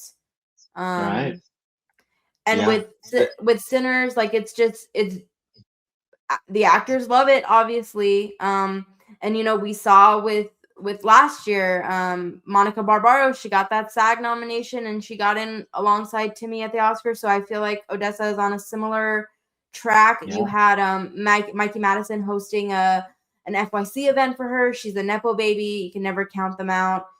So, like, do I feel good about this 5? No. But I feel like with Ariana Grande, yes, she is the story of Wicked Part 2, but they nominated her before. Maybe they're ready to move on from her.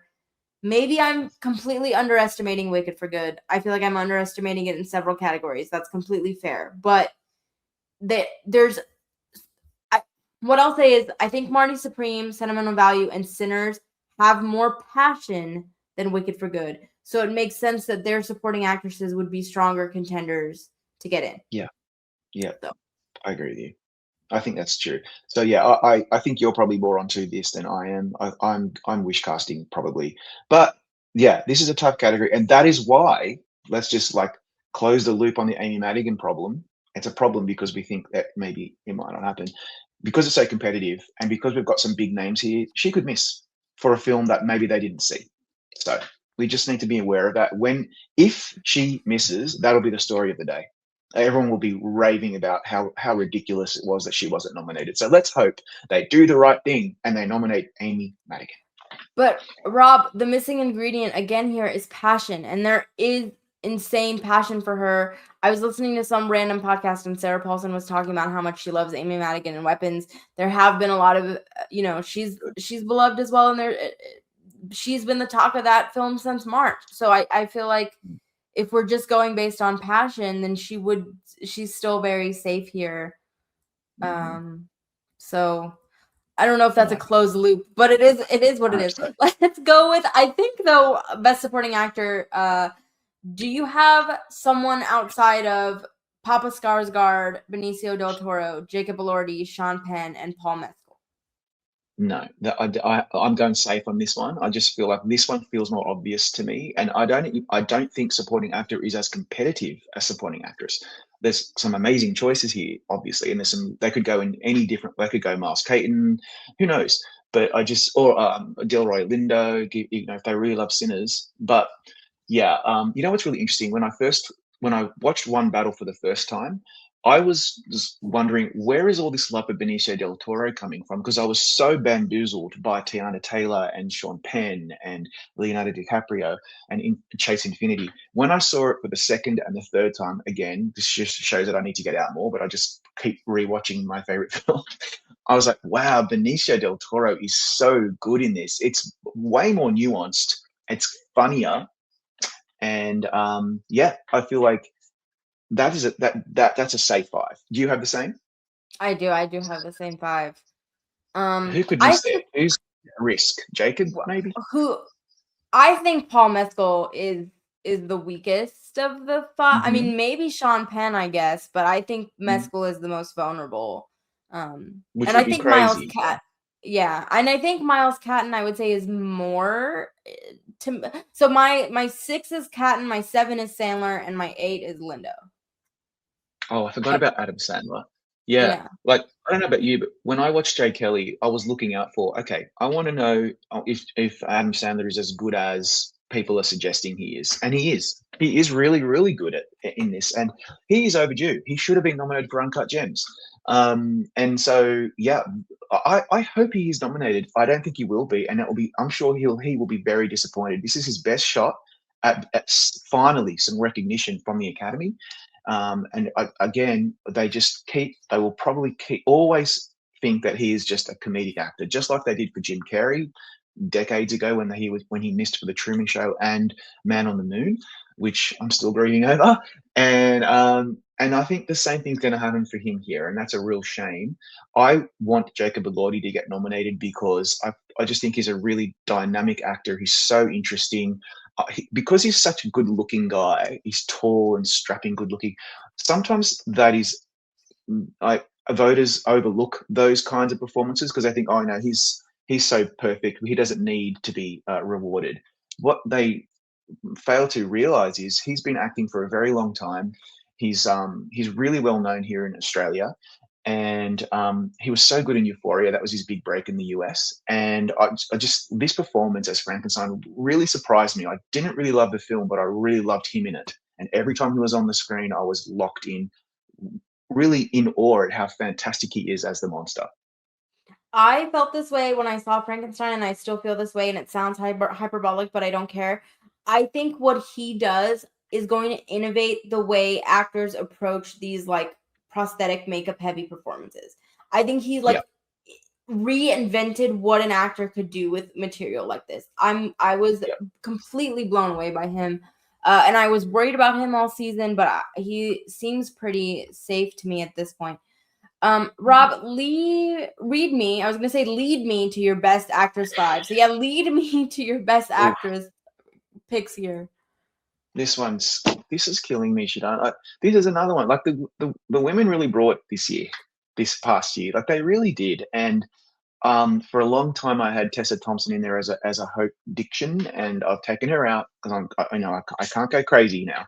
So I'm going with, obviously, the two main front runners are Jessie Buckley and Rose Byrne. I'm very, very, very, very happy for Rose Byrne. It's about damn time that she gets the recognition. She is really a veteran now. Everyone's worked with her, and I just notice from what I'm hearing from people that I speak to in the industry that they're all really excited about her nomination because they've all worked with her in some capacity. She's done some really great comedic work, and in this film, If I Had Legs, I'd Kick You. I mean, it's just like she just blew my mind. She's so good. Anyway, I could rave all day. Jessie Buckley destroyed me in Hamnet. No wonder she keeps winning everything as well. So those two ladies are locked. Then you've got Chase Infinity. I feel like she's going to not only ride the coattails, which is fine because the film is going to be everywhere, but she's also fantastic in this movie. I think it's her debut. I could be wrong, but I think it is feature debut. She's just wow, what a performance! I don't know if this is category fraud. Maybe it is. Maybe she belongs in supporting. I'm not really sure about that. I don't really care. So she's getting nominated, and then the last two slots. This is where I start becoming unstuck because I'm going for Emma Stone in Begonia. She is phenomenal in this movie. She's so good. That last scene, my God, I don't want to spoil it if you haven't seen it yet, but she's deserving. And then I'm going for something that I would like to see. So again, grain of salt, but I think Kate Hudson's going to do it, and I think it's about damn time as well that she gets a Best Actress nomination for Song Sung Blue. I always struggle to say that name. But who am I missing? Am I mental? Yes. So what's your argument for not picking Renata Reinsva? That's the thing. Like, oh God, I just feel like there's going to be a few snubs that are going to really piss people off, and I think that's one of them, as well as the two other ladies. I think all three are going to miss, and that's just. I know it just sounds crazy, but I just have this feeling that the film's going to underperform, and also tell me. I don't know. Well, I was in LA for a couple days. In addition to getting a $21 Erewhon smoothie, the amount of Song Sung Blue billboards, like it became kind of like a drinking game between me and my friend because we would count them and we'd be like, that's how many drinks we need to have. Wow. Insane amount of push for Kate Hudson in this film. I mean, you want to talk about a Nepo baby. Like she has she's worked with everybody. She has, and I don't mean to take that away from her talent because for years I would watch her rom-coms, which I adore, but I'd be like, she's so much better than this. And I want her to have material to chew into. But I'm not predicting her because I just think Renata Reinsva, she's too strong of a, I mean, I think she was right there for the worst person in the world. So she's almost overdue. Again, with the international contingent, I think they're going to come through for her. If this was her debut performance, I would feel a little bit more iffy. But the fact that she's been around and she's so beloved by so many people, both internationally and domestically, I think she's too strong of a contender. And, Emma Stone, she got in at SAG. She's hit everywhere. Begonia is hitting really well. And Chase Infinity is in the movie of the year. So that, I think by conventional wisdom, you have to go with the people that are in the stronger contenders. Right. Now, I made that argument and I didn't predict Andrea Riseborough and I was wrong. So. Right. Yeah. I mean, like, what misses if I put Renata back in, which I may do, we still have time. We have a week or whatever. I'm probably going to take out Emma Stone, not Kate Hudson. Like Kate Hudson was nominated in 2001. It's been a long time between drinks. Like, and she's done some pretty steady work and she's really respected and admired in the industry and I think in the Academy. She's a Nepo baby, of course, but she's really made a name for herself over the years. So I don't think she's necessarily that's necessarily a problem. And the SAG nomination really, it really cemented it for me that maybe she does have the support. If enough people see the film, she's fantastic in it. The thing that goes against Kate Hudson is that a lot of people have probably seen the film and it's not really doing much anywhere else Right. in other categories. Like it's not really a film that people are passionate about necessarily. I think they're more passionate about Kate Hudson and finally getting an opportunity to invite her back to the Oscars as a nominee. That's where I'm at. So I probably will end up taking out Emma Stone. I'm not there yet because my biases are showing. I probably will take her out and put in Renata because that's the smart move. And for me to not predict all three women from that film is dumb. I admit, but this is where I'm at right now. Something's got to give for me to put Renata back in. I mean, like I said, I see the Kate Hudson thing like crystal clear, and I can see myself being wrong about it on the 22nd. But the thing is, like, I'm okay with predicting Amy Madigan for Weapons because there's been so much support for her for months, and Weapons is beloved as a whole. Like, no one is talking about Song Sung Blue outside of Kate Hudson, and it did well box office wise, but the money literally only came from like the Midwest in America. Yeah. So Isn't that if she were to get in, it would just be because of FYC events and things like that. And I don't know if that would be enough. Again, I was wrong because I was wrong about the Andrea Riseborough thing. So it does happen, but this doesn't seem like the same situation. I'm happy if this turns into like, look at what Kate Hudson's capable of. Let's give her more opportunities. Great. Does it need to lead to an Oscar nomination? I don't know. Like maybe this groundswell of support is as far as it goes. But like I said, the billboards are all over LA. So maybe that's enough. It helps. It helps. It's all about being front of mind. Those billboards will make some voters go to see the film, and then they'll see how good she is and remember how much they like her, and then that's it. That could happen. We'll see. But is that enough for you to pick her over like a Emma or a Chase?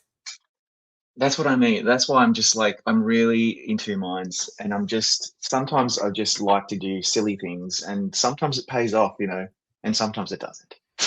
We'll see. Well, let's move to Best Actor, Rob. Are you doing anything silly there, or are you going with the consensus? Same with the supporting actors. I'm going consensus.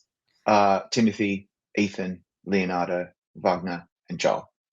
The one that's you're going Joel. Oh, so maybe I'm not going consensus. I think Joel is the outs. Is he or is he not? Maybe he was consensus about a month ago. And maybe missing at SAG doesn't help, obviously. But Train Dreams, I don't think I predicted anywhere else, and it seems to have kind of lost some of the heat that it had about a month ago. And so, yeah, I get that. You know what? I'm just going to be honest with you. I'm going to level with you now. This is just me being biased because I'm Australian. Let's be honest. I cannot not predict Joel Edgerton.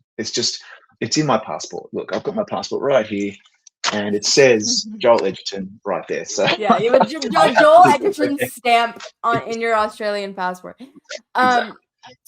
I have to say, if there's one nomination that I want on Oscar morning now that The Testament of Anne Lee is dead, it's Joel Edgerton in Train Dreams. It's the performance of the year for me in any category. I love it that much. He's remarkable. I love Train Dreams. I was a big fan of Sing Sing, so as soon as I saw that team was back for another film, I was seated, and it did not disappoint. I adore it. I adore it. I think Ethan Hawke has leapfrogged him. I think it's a transformative performance. It's showier. He's playing a real person. It ticks off all the Academy boxes. And so Joel missing at SAG was enough for me to kick him out. But I hope you're right.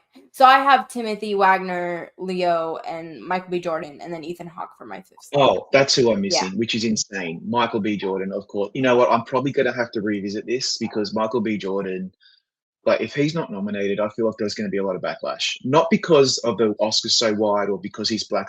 To me, that has nothing to do with this. It's just that the whole movie revolves around his performance as the twins. He is electrifying in that movie. I've loved him in everything he's done. For the whole thing, he's just incredible. But I don't have him predicted because I didn't know where to fit him in. But if I have to take someone out, I don't know who to take out because I'm not taking out Joel. I just cannot do it, and that's probably going to bite me in the backside. I think you're probably onto something there. Well, I just have to say, it makes me really upset that we talk about overdue narratives and no one is talking about Michael B. Jordan being the most overdue. Right. And there's a lot of bias going on here, and it makes me really upset. And we talk about Timmy being overdue, and I think if Timmy Chalamet, if Michael B. Jordan was pulling a lot of the press stunts that Timmy was, we'd be having a whole other conversation. But I think this is his time. I think people really respect the collaboration between him and Ryan Coogler, and he's playing twins. Now, I've seen people make the argument that he could be sort of the Barbie situation where his film gets in, but he doesn't. But I just don't think that would be a good look. Similarly, I don't think it would be a good look if they nominated Papa Skarsgård for sentimental value and didn't nominate any of the women. So that's right, and this is what I see happening. I see a lot of gnashing of teeth and anger on Oscar nomination morning because a lot of people that we are expecting and I think will miss because that's just what happens. That's the name of the game, and you are right though. Michael B. Jordan is overdue, and he's not. He's still a young guy. He's got plenty of time, but this is the performance of his career so far. They should nominate him. And that being said, I still don't have him in my 5 because I just don't know where to fit him in. So we'll see what happens. And I do want to say a contender we haven't brought up yet that we should is Jesse Plemons. I don't have him in, but there's a lot of love for Jesse Plemons. There's a lot of love for Begonia, and it's very much a two-hander. So I feel good about Ethan Hawke, but there's a world where Ethan Hawke misses and Plemons gets in, or Jordan misses and both Edgerton and Plemons get in. So there is a wild combination that could happen here. Gosh, thank you for reminding me. I knew there was someone I'd forgotten. Like, I'll be very heartbroken for Jesse Plemons if he's not nominated, and I don't have him predicted. He, like, that Teddy character in Begonia could have been like just a rote, like stereotypical conspiracy nut, and he gives Teddy so much heart and soul, and you root for him by the end. And I just love Jesse in everything he does, and I still don't have him predicted. So this is going to be difficult. It's tough. And the industry does too. The industry loves Jesse Plemons. He's been one of those character actors that was around for a while, but I feel like now he's hit. And so awards bodies are paying attention. We've made it to our final 2 categories. If you've hung in with us this long, thank you. We're almost to the end, I promise. 2 of the most unpredictable categories, perhaps. We have, so Best Director. The DGA 5 were Paul Thomas Anderson, Ryan Coogler, Chloe Zhao, Josh Safdie, and Guillermo del Toro. Usually the Oscars go 4 out of 5 with the DGA, sometimes 3 out of 5. Who are you going with for Best Director, Rob Licuria? This is tough because, as you say, they very rarely go 5 for 5. Rarely. Which is crazy, but it's because it's a different voting body, of course, and the Academy is way more international these days than what the DGA is. The DGA's also got a lot of TV actors, directors. I misspoke there. So but that being said, I'm just going for the 5 because I don't know whether it was just an accident is just being seen enough by people. And if you had asked me 2 months ago, I would have said Jafar Panahi's definitely in. He's one of the front runners. He could win even. No. I don't see it. I just don't. And then I'm thinking, okay, this is how I think. Paul Thomas Anderson locked and loaded.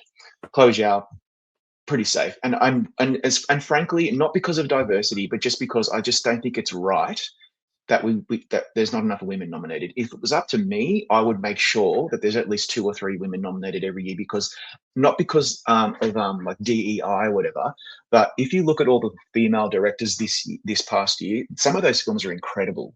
And they should be in the running. So Chloe Zhao, Ryan Coogler, if he's not nominated, what are you doing? That's insane. And then Guillermo del Toro, I feel like Frankenstein's going to have a lot of support, like Nightmare Alley did, like Pan's Labyrinth did. He's in.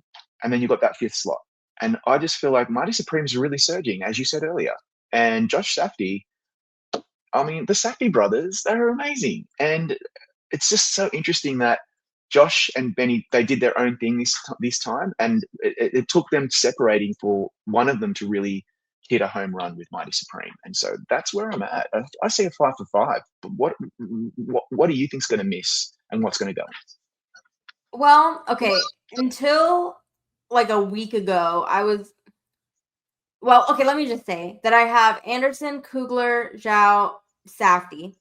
And I do think that some international contender is going to knock out Guillermo del Toro. I understand that Guillermo del Toro is international himself, but what I mean by international is that I think he's been very embraced by American audiences, and he lives in Canada, and So I have Joachim Trier in my 5th slot right now, because I think I do think sentimental value is still strong.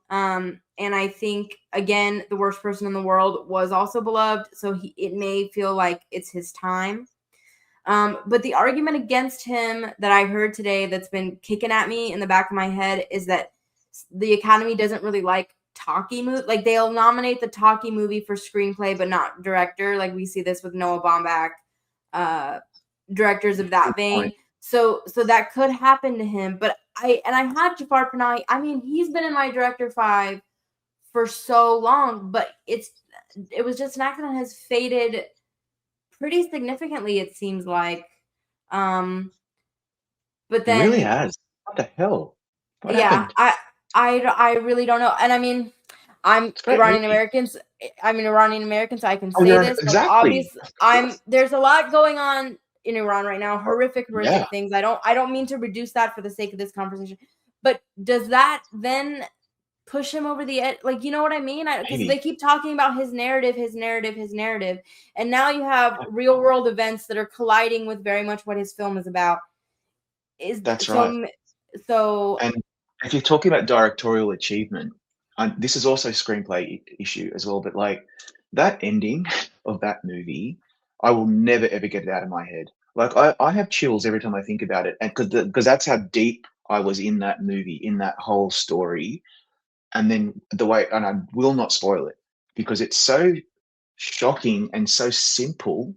That's filmmaking skill, and I just feel like the auteurs of the directing branch will respond to that, hopefully. So that's why I feel like Guillermo or Josh could miss, and Jafar could go in. We could see Kauthar Ben Hania go in for the voice of Hin Rajab if enough voters see it. I mean, look, there's a lot of really interesting choices that they could make here, but yeah, it was just an accident. I don't know why it's lost some of the heat that it had. I really don't. yeah, and I want to say again, I do not mean to, like, my family personally is going through horrific things, so I don't mean to Yeah, I reduce can that for the imagine. sake of an No, but Oscar it's conversation. But Mhm. I think there is like a real tone deafness, or whatever you want to call it, if you're going to recognize this film in other categories and not recognize the director who risked his life to make the film. Mhm. And it is more of a directorial achievement than I would argue a sentimental value. But if we're going with the traditional logic that sentimental value is a stronger film, and Trier has made more Academy friendly films in the past, then, like, I guess statistically or logically, he's more of a Yeah, logical choice. yeah, So makes sense. that's where I I like it. am as of January 16th, but you can talk me out of it. Mhm, All mhm. right, drum roll. We have Drum our roll, 10 please. nominees for Best Picture. Rob Licuria, beloved guest, I've taken up far too much of your time. Close us out by giving me your 10 nominees for Alright, Best Picture at the Academy Awards. alright, you ready? So this is what Yes. I think this is how we can frame it. We've got probably all Mhm. the first 6. One Battle, Hamnet, Sinners, Mighty Supreme, Sentimental Value, and Frankenstein. I think they're all pretty much in. I think we're Yes. all on the same page. We could even say there's 8 that most people have, but I think the last 4 is where there's a lot of movement. And so I currently have Begonia, The Secret Agent, F1, and then that final F1. By the way, I don't know, maybe not, but I have a feeling that it will get in. And then that last slot, I have been going back and forth and throwing paper in the air and seeing what lands. and I'm just going to do it. Sorry, I'm going for weapons. And I'm going to be wrong, maybe. But what if I'm right? What if the passion for Amy Madigan is so big and Zach Kreger, forgetting the makeup artists, and enough people think that it's time to put a horror film in the top 10 again? That's what I'm doing. But I really need to hear from you, Shannon. Like, other than the top 6, maybe the top 8, tell me, what am I missing here? Well, here's the thing. In the whole reason they expanded Best Picture was because they wanted to get in more of these populist films. And every year we see like at least one or two slots go to these sort of blockbusters, more popular things, which I mean, I think that is very much maybe the Sinners, Marty Supreme, One Battle vein-ish. But that's why I kept on Wicked for a long time. And I can still see a world where Wicked has enough craft passion to I mean, you have to think like 10 slots. It doesn't take that many votes to get in for 10, to get that 10th slot. Doesn't really. So that's why we do see a lot of these like head scratchers. But what I'm going with is I have Train Dreams in there. I think it's shown up enough places. There is enough passion. It's been around. People have seen it. So I feel good about Train Dreams. I have Begonia in there. That SAG support, I think, means a lot. I do think it's getting in for screenplay. And I think picture, actress, screenplay makes sense as like a package for that film. I do think it was just an accident. The Palme d'Or winner has been getting in the past couple years. I think there's a strong enough international support. And then I did swap out Wicked for Good for The Secret Agent today. I think this is the first year that we're going to see 3 international features. This is the strongest year for international features, maybe in my 31 years that I've been on this earth. And we saw at the Golden Globes, there's just insane passion for The Secret Agent. The Brazilian contingent, again, at the Academy is very strong. And I think there's enough passion and respect for that film to push it across. But I think there's definitely room for an F1. There's room for a Weapons, a Wicked, a Avatar. I think Avatar and Fire and Ash I think some sort of popcorny film could surprise. And I think my picks are a little bit too indie, but these seem like the most sort of passion-y, where I could just see them on people's ballots the most. Yeah, I agree. And the one last thing I'll say before we wrap up is I have a 1% possible wow surprise that Sarat could do it, because 5 Oscar shortlists is nothing to sneeze at. That's it. And you don't need much support to get into that 10th slot. So no, who knows? You really don't. Rob, I have to let you go. Before I do, tell people where they can find you, plug your work one more time, and say goodbye to the good folks who hung in there with us for an hour and 50 minutes. So first of all, thank you all of you for hanging in with us. This has been such a delight, Shadan, as always with you. So you can find me at award7.com. That is a Substack, a podcast, a YouTube channel. It's the works. And also as a editor over at Gold Derby. Make sure you're making your predictions, of course, at Gold Derby. And I look forward to more collabs with you, Shadan, because you are one of the best out there for sure. Well, thank you for your time. Thank you, everyone, for listening and watching. I'm Shadan Larkey. You can find me at Shadan Larkey everywhere, and we will be back on Thursday with nominations post-mortem. Have a good one, everybody.